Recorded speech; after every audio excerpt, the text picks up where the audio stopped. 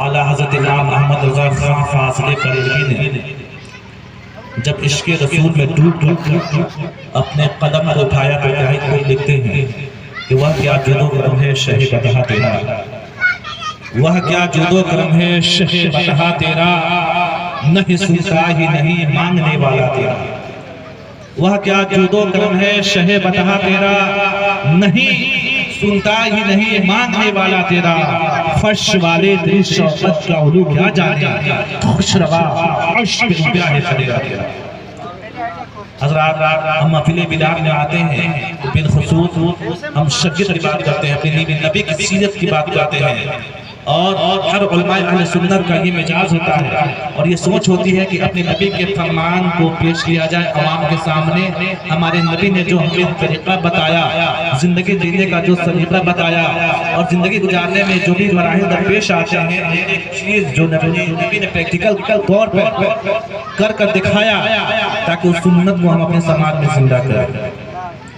ये उलमा की कोशिश हुआ करती है। ये अलग बात है आप अमल करें या ना करें, वो अलग बात है। उलमा में रसूल पे आते हैं तो शरीयत के अहकाम दिल खोल कर सच्चे दिल से अपने फराइज का अंजाम देते हैं, अपने फर्ज को अदा करते हैं। लेकिन जिस तरह वो लोग अपने फर्ज को अदा करते हैं, इसी तरह सुनने वाले पे भी ये फर्ज है उन बातों को सुने और दिन के हक़ानियत को समझे, दिन के तरीके को समझे, दिन के उसलूब को समझे, तरीके को समझे और उस पर अमल कर दुनिया में भी कामयाब हो जाए, आखिरत में भी कामयाब हो जाए। और बड़ा ही बदनसीब इंसान है जो शरीयत की बातें तो सुनता है, कुरान की बातें तो सुनता है, खुदा का फरमान तो सुनता है, नबी का फरमान तो सुनता है, महज सुनता है लेकिन अमल करने की कोशिश नहीं करता, तो सब रायगा है, बेकार है। महफिल बिलाल चाहे 5 मिनट की हो या 5 घंटे की हो, ये इबादत की महफिल है और इबादत के महफिल में आप बैठिए तो इबादत की नीयत से बैठिए ताकि आपके दिलों में अल्लाह का जलवा पैदा हो जाए, नूर पैदा हो जाए। इसलिए वो बहुत ही मुबारक महफिल है। तो हज़रात रात कहने का मकसद ये है, क्योंकि मैं तकरीर के खर्च से हाजिर नहीं आया, असल तकरीर आपको हज़रत से समाअत फरमानी है। चंद बातें रखकर मैं यहाँ से रुखसत हो जाऊँगा। कहने का मकसद ये है कि जब तक हम अपने नबी की सीरत को नहीं अपनाएंगे, जब तक हम ना दुनिया में कामयाब हो सकते हैं और ना ही आखिरत में कामयाब हो सकते हैं। हर मुसलमान पे यह लाज़मी है, ये फ़र्ज़ है कि अपनी नबी की इत्तबा करे, अपनी नबी से मोहब्बत करे। इसलिए अगर आप शफादी चाहते हैं, कमानी चाहते हैं, अगर आप तरक्की चाहते हैं तो नबी के सीरत को अपना सीरत बनाइए, नबी के किरदार को अपना किरदार बनाइए, नबी के वसूलों को अपना वसूल बनाइए। If you want to be successful, please see existence of apostle of Islam. If you follow Prophet Muhammad sallallahu alaihi wasallam, you will be success in this world and आखिरत। जब आप नबी की सीरत को अपना सीरत बनाइएगा, जब नबी के आदर्श को अपना आदर्श बनाइएगा और जब नबी के नक्शे कदम पे आप चलने की कोशिश कीजिएगा तो इंशाअल्लाह दुनिया में भी कामयाब हो जाएंगे और आखिरत में भी कामयाब हो जाएंगे। हम देख सकते हैं जिसको भी इस खाक गिट्टी पर जिसको भी नबी से निस्बत हो गई और जिन लोगों ने नबी की इत्तबा की, नबी की शरीयत को समझा, नबी के तरीके को अपनाया, नबी के वसूलों पे चलने की कोशिश की, तो हम देख सकते हैं कि हमारे इलाके में रहने वाला हो या किसी इलाके का रहने वाला हो, जिसको भी मेरी नबी से मोहब्बत हो गई और जिसने भी नबी के सुन्नत को जिंदा किया, खुद चला, शरीयत की इत्तबा की, आज भी वो चमकते हुए नजर आ रहे हैं। जब वो थे उस वक्त भी शुरू नजर आते थे, अवाम उनसे मोहब्बत किया करती थी, लेकिन आज उनके गुजरे सदियां बीत गई हैं, लेकिन मोहब्बत रसूल का ऐसा जाम उन्होंने पिया कि क़यामत तक उन लोगों की मोहब्बत लोगों के दिलों में महफूज रहे। देख सकते हैं 1,24,000 नबी पैगंबर दुनिया में तशरीफ लाए, आखिर किस लिए? तबलीग के लिए। गौर कीजिएगा, उन्होंने किसी से कर्जा नहीं लिया, उन्होंने ना किसी पे जुल्म किया, ना ही ज़्यादती की, बस अल्लाह के फरमान को उन्होंने समझा और अल्लाह ने जो फरमान जारी किया उन तमाम चीजों को जो भी नबी जिस दौर में भी हो अपने उम्मती की इस्लाह का काम किया है, बुराइयों से रोका है और अच्छी चीज की रहनुमाई की है। बताइए पैगंबर इस्लाम रहमत दो आलम सल्लल्लाहु अलैहि वसल्लम इसी तबलीग के खर्च से जिन्होंने हिस्ट्री ऑफ इस्लाम का स्टडी किया होगा उन्हें मालूम होगा कि तबलीग इस्लाम के खातिर रहमत आलम नूर मुजस्सम सल्लल्लाहु अलैहि वसल्लम पर पत्थरों की बारिश की गई। लोगों ने चाटा मारा, यहाँ तक कि पैगंबर इस्लाम जिस गली से गुजर जाते वहाँ पे उनसे बुग़्ज़ रखने वाले, नफरत करने वाले लोग उन पे कूड़ा करकट डाल दिया करते थे।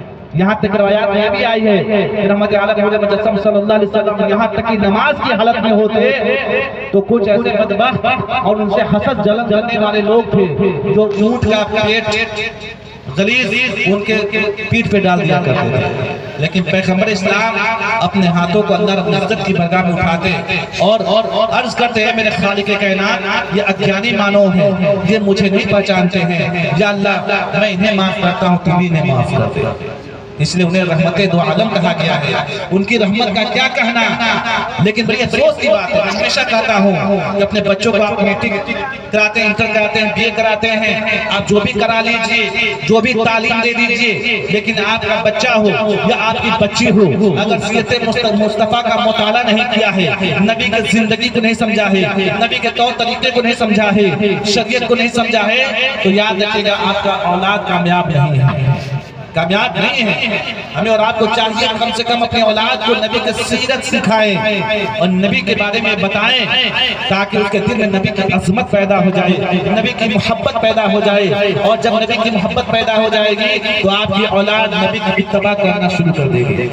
लेकिन जब हम नबी के तरीके से अलग रखेंगे, शरीयत और सुन्नत से अलग रखेंगे और दीनी तालीमात से महरूम रहेंगे तो खुद को गुमराह होंगे और दूसरों को भी गुमराह करेंगे। तो दुनिया में जिंदा रहना भी लानती ही होगा, क्योंकि जिंदगी मिली है बंदगी के लिए, नहीं खराब करनी चाहिए वक्त मुख्तसर जिंदगी के लिए। जो हमें वक्त मिला है इसे गनीमत समझनी चाहिए और कार्य खैर में शर्त करनी चाहिए। क्योंकि शादी ब्याह का मौका हो, अक्सर हम देखते हैं कि बहुत सारे खुराफात आज हमारे माशरे में आम हो चुकी है। ये भी बताने की जरूरत नहीं है, ये भी बताने की जरूरत नहीं है। अपने माथे की निगाहों से आप देखते हैं बहुत ऐसी चीजें हैं जो जायज नहीं है, लोग देखते हैं। लेकिन आज ये भी दौर आ गया है कि अगर कोई गलत रसूम को कोई देखता है तो बोलने की जरूरत भी नहीं रखता है, बोलने की जरूरत भी नहीं रखता है। वो कर रहा है करने दीजिए, ये तो हमारी खामियां हैं, यही हमारी खराबियां हैं। जैसे कि पहले मैंने कहा था, आज हमारे माशरे में बहुत ऐसे लड़के हैं जो हाफ पैंट पहन के घूमते हैं, जो कि हराम है और जिसकी भी नजर उसके सतर पे पड़ जाए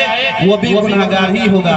लेकिन आज हम भी देखते हैं कि आपके बच्चे आज हाफ पैंट पहन के घूमते हैं, लेकिन कोई टोकने वाला नहीं है। वो और मन बढ़ुआ हो गया है। कुछ ऐसे भी हमारे गांव में कुछ ऐसे भी लड़के हैं जो कान में बाली और ब्रासलेट पहन कर सिकड़ी पहन के घूम रहे हैं नचनिया बजनिया की तरह। अपने आने वाले नस्ल को हम कैसा संस्कार दे रहे हैं, हम पे और आप पे लाजमी है। ये न्यू जनरेशन अगर ऐसी चीज का आदी हो रहा है तो उसको हमको डांटे, समझाएं, उसको समझाने की कोशिश करें। ये तरीका नहीं है। आज ये भी चीज देखने में आ रहा है कि आज बच्चे जो बाल कटवा रहे हैं चारों तरफ से छोटा और खोपड़ा की तरह बड़ा, ये सब जायज नहीं है। ऐसा बाल भी रखना जायज नहीं है। इस्लाह कौन करेगा? उलमा से तकरीर करते हैं, करके चले जाएंगे। जब तक हम सब मिलकर एक अच्छे समाज का निर्माण करने की कोशिश ना करें और हाँ आपस में इत्तेहाद ना हो और हम सब मिलकर कोशिश ना करें तो सिर्फ एक आदमी के चिल्लाने से कुछ होने वाला नहीं है। इस पे भी ध्यान देना चाहिए। बहुत ऐसे रस्मात हैं, बहुत ऐसी चीजें हैं जो बताने की जरूरत नहीं है। एक अच्छे समाज का निर्माण करने के लिए हज़रत अली ने क्या फरमाया था कि एक अच्छे समाज का निर्माण करना है तो नॉर्मल लहजे से नहीं होगा। एक अच्छा समाज का निर्माण करने के लिए इंसान को सख्त बनना पड़ता है। हक को हक कहो, गलत को गलत कहो, सही को सही कहो। लेकिन माशरे में हम देख सकते हैं कि जो सरबराह लोग हैं, गांव के जो मुअज़्ज़ज़ लोग हैं, चाहे नेता हो चाहे पॉलिटिशियन हो, आज ऐसे चीज को देखने के बाद भी उस पे लोग फोकस नहीं करते। क्यों? अगर मैं खोजूं, मैं बोलूं तो मेरा वोट कट जाएगा। मामला तो यहाँ पर है, मामला यहाँ पे बहुत ऐसे मामला हमारे गांव में पेश आते हैं। गांव में सबको पता है क्या बेहयाई फैल रही है, क्या हो रहा है। खोजने वाला कोई नहीं है और ऐसा भी नहीं कुछ समझता भी नहीं, सब समझता नहीं, खोजता नहीं है। खोजने की तो फिराक सबको है कि वो खोजे, फ्रंट पे कोई आना नहीं चाहता कि मैं बदनाम हो जाऊँ। लेकिन जो बेहयाई बुराई है, चूंकि हम गांव के रहने वाले हैं, हमारे गांव के न्यू जनरेशन और आने वाले नस्ल किस तरह गुमराह होते जा रहे हैं, बुराई की तरफ गामजन होते जा रहे हैं, ये भी बताने की जरूरत नहीं है। अल मुख्तसर कहने का मकसद ये है कि हमारी और आपकी ये जिम्मेदारी है कि अपने समाज को बेहतर बनाए, अपने औलाद को अच्छी तरबियत दे, अच्छा सलीका सिखाए, तालीम दे, ताकि आपका बच्चा एक नेक वक्त बच्चा हो जाए, ताकि वो बच्चा आपके लिए जन्नती जमानत हो जाए। गौर कीजिए, शादी ब्याह के मौके पर मैं आपको बताता चलूं, आज ऐसी भी रस्में हैं और वक्त अहम जरूरत है कि इस पर बोली जाए कि आज किसी घर में शादी हो तो मेहंदी का रस्म और हल्दी का रस्म, मेहंदी का जिस दिन रस्म हो तो उस दिन सब लोग घर के लोग ग्रीन कपड़ा पहनते का, तो मेहंदी का रस्म है। ये कहाँ? ये हमारे शरीयत में कहाँ? ये गैर मुस्लिमों का तरीका है, औरों का तरीका, ये हमारा तरीका नहीं है। अगर हल्दी का प्रोग्राम हो तो सब लोग पीला पीला पीला पहनते हैं, ये खुरफात है, ये बिदअत है। हजरत यहाँ पे बैठे आप पूछ सकते हैं कि शरीयत इस्लामिया में चाहे कुरान के हवाले से हो चाहे हदीस के हवाले से हो, इसका कहीं जवाब नहीं है कि हमारा तरीका नहीं है। लेकिन आज जिसके भी घर में शादी हो ये बात आम हो चुकी है, ये रस्म रिवाज को निभा रहे हैं। आज बोलने वाला भी कोई नहीं है, टोकने वाला भी नहीं है। उलमा कितना चिल्लाएंगे, कितना चीखेंगे, लेकिन याद रखिएगा ये हमारे शरीयत में नहीं है और इसे बचना चाहिए। इसको बिदअत कहा जाता है। हम मुसलमान हैं और मुसलमान का रहन सहन, चलना उठना बैठना फिरना, जो भी जिंदगी का जो भी मामलात हो कुरान और हदीस के दायरे के अंदर इस्लामिक सिविलाइजेशन के मुताबिक ही होनी चाहिए, तब जाकर वो पक्का मुसलमान है, सच्चा मुसलमान है और नबी का वफादार है। अगर वो शरीयत पे हमला कर रहा है, गलत चीजों को देखकर उसके विरोध खड़ा नहीं होता है, तो वफादार नहीं बल्कि शरीयत का गद्दार है। वो शरीयत क्या है? गद्दार है।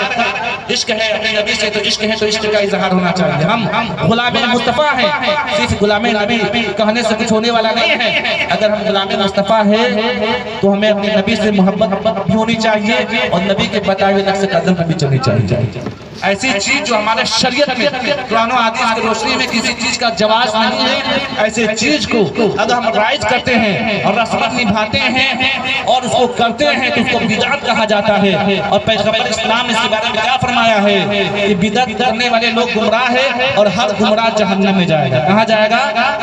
जहन्नम में जाएगा। और कुछ ऐसे भी हम मामलात देखते हैं कि शादी ब्याह का मौका हो तो औरतें गाना गाती हैं, गीत गाती हैं, ये भी हराम है, खुराफात है, गुनाह है। जो लोग ये करते हैं ये उनके हक में अच्छा नहीं है। कल अल्लाह रब्बुल इज्जत उनसे कल हश्र के दिन उसे पूछेगा, एक एक चीज के बारे में पूछेगा। अल मुख्तसर कहने का मकसद ये है, हम पैगंबर इस्लाम के मानने वाले हैं और पैगंबर इस्लाम ने जो हमें उस्लूब बताए हैं, जो तरीका बताया है, हर मुसलमान पे ये फर्ज होता है कि शरीयत के दायरे का अंदर रहकर अपने काम को अंजाम दे, ताकि दुनिया में भी उसके लिए भलाई हो और आखिरत में भी भलाई हो। और मुसलमान के एक कदम पे नेकियां हैं, बस नीयत बेहतर होनी चाहिए। नेकी की काम नेकी की नियत से कीजिए। मिशकात की पहली हदीस है, इन्नमल आमालु बिन्नियात, अमल का दारोमदार नियत पे। हम देख सकते हैं कि शरीयत में निकाह के बेसिक 4 वसूल बताए गए हैं। जो हम निकाह करते हैं तो माल की बुनियाद पे, जमाल की बुनियाद पे, खानदानी शराफत की बुनियाद पे और दीनदारी की बुनियाद पे 4 बेसिक वसूल हैं। लेकिन कुर्बान जाइए, तकरीर को तूल देना नहीं चाहता, तफसील बहस नहीं करना चाहता, मुख्तसर मैं शॉर्ट बताना चाहता हूँ कि जो शादियाँ हम करते हैं उसके 4 बेसिक वसूल हैं। माल की बुनियाद पर जहेज ज्यादा मिलेगा, लड़की कैसी भी हो चलेगा, माल आ रहा है, माल के भी नियत से लोग शादियाँ करते हैं, दहेज की लालच में, जबकि दहेज क्या है? हराम है। फिर जमाल के बुनियाद पर चलो लड़की कैसी भी हो कोई मतलब नहीं है, खानदान जैसा भी कोई मतलब नहीं, लड़की खूबसूरत है। इस मुनासबत से भी जमाल की बुनियाद पर लोग शादी करते हैं, रिश्ते पैगाम भेजते हैं, निकाह का पैगाम भेजते हैं। और तीसरा खानदानी शराफत, या तो मुअज़्ज़ज़ खानदान हो इस मुनासबत से कि लड़की सामने भी होती है, खूबसूरत नहीं भी है तो चलो कोई बात नहीं है, खानदान मुअज़्ज़ज़ है, फिर से आपने कराना है, या बहुत बड़े आदमी हैं, बहुत अच्छे नेक लोग, इस मुनासबत से भी शादियाँ होती हैं। या तो दिया में कलेक्टर है, दरोगा है, इस मुनासबत से भी उस घर में शादी हो जाए तो अपना वर्चस्व कायम रहेगा समाज पर। इस मुनासबत से भी लोग शादी करते हैं। लेकिन कुर्बान जाइए पैगंबर इस्लाम पर कि अपने उम्मती को, अपने चाहने वालों को कहीं भटकने नहीं दिया, अक्ल सलीम को कहीं भटकने नहीं दिया, बल्कि पैगंबर इस्लाम ने हर जगह अपनी उम्मती की रहनुमाई फरमाई है। और पैगंबर इस्लाम ने साफ लोगों के लाने फरमा दिया, ऐ लोगों अपने निकाह के लिए बेहतरीन लड़की का इंतखाब करो, खुदा तुझे बामुराद करे। यानी जो लोग दीनदारी के बुनियाद पे निकाह करते हैं, पैगंबर इस्लाम ने इसी जुमले में उनके लिए दुआ खैर कर दी, खुदा तुझे बामुराद करे। तो हमें और आपको चाहिए दीनदारी को हम तलब करें। इसलिए जब नबी ने फरमा दिया कि अपने निकाह के लिए दीनदार रिश्ता तलाश करो, तो बेशक जो लोग दीनदारी की बुनियाद पर शादी करेंगे तो दीनदार होता कौन है? और दीनदार होता कौन है? जिसके दिल में अल्लाह का खौफ, रसूल की मोहब्बत हो, शरीयत और सुन्नत की तबा करने वाला दीनदार कहा जाता है, दीन पे चलने वाले को दीनदार कहा जाता है। तो बिलाशुबा जो लोग माल की बुनियाद पर नहीं, जमात की बुनियाद पर नहीं, खानदानी शराफत की बुनियाद पर नहीं, जो लोग दीनदारी की बुनियाद पर शादी करते हैं, तो दीनदार लड़की को जब वो तलब करते हैं, उस लड़की से, उस खातून से निकाह करते हैं, तो दीनदार खातून जिसके दिल में अल्लाह का खौफ हो, रसूल की मोहब्बत हो, शरीयत और सुन्नत का पाबंद हो, तो बिलाशुबा वह औरत अपने खावंद के लिए एक बेहतरीन लड़की साबित होती है। उसका शौहर गरीब हो या जिंदगी में कोई परेशानी में मुब्तला हो, चाहे किसी रंजिश में हो, चाहे जैसा भी हो, आप देखिएगा कि दीनदार जो लड़की होगी अपने खावंद के साथ कदम ब कदम मिलाकर कभी नजर आएगी। तो दीनदारी को तरजीह दिया है। पैगंबर इस्लाम ने क्या चीज को तरजीह दिया है? दीनदारी के बुनियाद पर। तो जो आशिक़े रसूल होते हैं, जो नबी के गुलाम होते हैं, उनको दौलत और दुनिया से कोई मतलब नहीं, बस वो ये जानते हैं, सिर्फ उन्हें ये समझ में आता है पैगंबर इस्लाम में नबी का जो फरमान है उस पर इत्तबा करना है, उस पर अमल करना है। ये होते हैं आशिक़े रसूल, ये होते हैं नबी के चाहने वाले। उमर फारूक के बारे में कौन नहीं जानता? मुख्तसर ये आखिरी जुमला है, उमर फारूक रज़ी अल्लाह अन्हु अपने दौरे खिलाफत के हाकिम बादशाह है। गौर की आदत ये थी कि जब रात का सन्नाटा छा जाता तो अपने एक सिपाही के साथ रात में गश्त किया करते थे, इलाके में घूमा करते थे और ये देखने की कोशिश करते थे कि मेरे दौरे खिलाफत में कोई भूखा तो नहीं है, कोई परेशानी हाल तो नहीं है। वो गश्त किया करते थे, चक्कर लगाया करते थे। अल मुख्तसर एक मरतबा उमर फारूक रज़ी अल्लाह अन्हु का गुजर एक घर से हुआ। वो क्या सुनते हैं कि घर से आवाज आ रही थी, एक बूढ़ी अपनी बेटी से कुछ बातें कर रही थी। उमर फारूक रज़ी अल्लाह अन्हु उस घर के करीब हो जाते हैं। करीब होने के बाद उसके गुफ्तगू को सुनने लगते हैं, इतनी रात में ये क्या बातें कर रहे हैं। लिहाजा वो बूढ़ी औरत अपनी बेटी से कहती है, ए बेटी दूध में कल सुबह दूध धोने के बाद उसमें पानी मिला देना ताकि दूध में इजाफा हो जाएगा, ताकि दूध हम बेचेंगे तो उसके मुनाफा ज्यादा होगा, फायदा ज्यादा होगा। और इतना सुनना था कि उस बूढ़ी की बेटी ने कहा कि अम्मा जान तुझे मालूम नहीं है ये किसका दौर हुकूमत है, अभी के दौर का हाकिम कौन है तुझे मालूम नहीं है? उमर फारूक है। उमर फारूक का वो जाहो जलाल है, वो रुतबा है, अल्लाह ने वो रुतबा बख्शा है। उमर फारूक इसी रास्ते से गुजर जाए तो शैतान भी अपना रास्ता बदल देता है। तुझे मालूम है कि उनके जमाने में कोई किसी पर अत्याचार नहीं कर सकता है और उमर फारूक की वह शख्सियत है कि उमर फारूक कभी भी शरीयत के खिलाफ अगर किसी शख्स को पाते हैं तो उसके सर को तन से जुदा कर देते हैं। इस्लाम के एतबार से उनकी जो हुकूमत है शरीयत के मामले है और वो शरीयत के मामले में बहुत कट्टर है।